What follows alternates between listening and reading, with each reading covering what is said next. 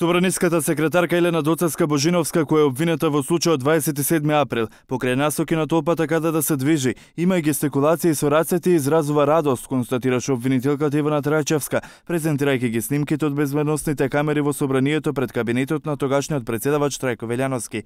Божиновска се движи постојано од кабинетот до скалите, а по неа пристигнуваат и дел од обвинетите: Стефан Младиновски, Митре Петроповски, Игор Југ, Горан Чангеловски, Меѓунив и Никола Митревски Колјо.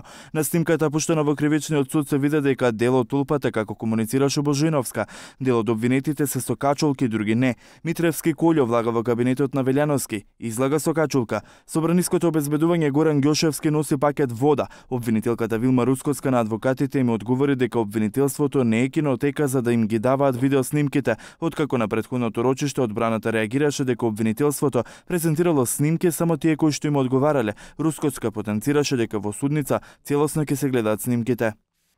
На сите им беше возможно да ги прегледаат снимките. Кога пак обвинувате дека снимките се сечени, лепени и монтирани, очекував уште да споменете и жолти комбиња.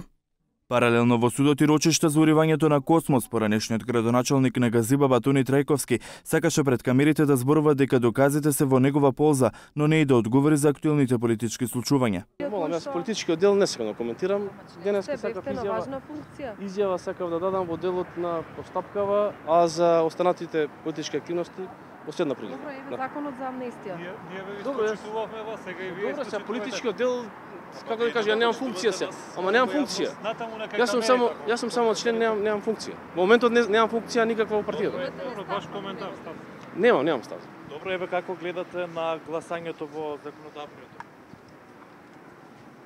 Додека Трајковски тврди дека законски гурнале Космос, забелешките на општината Газибаба според Институтот за урбанизам биле неточни. Ова беше презентирано од доказите на специјалното обвинителство.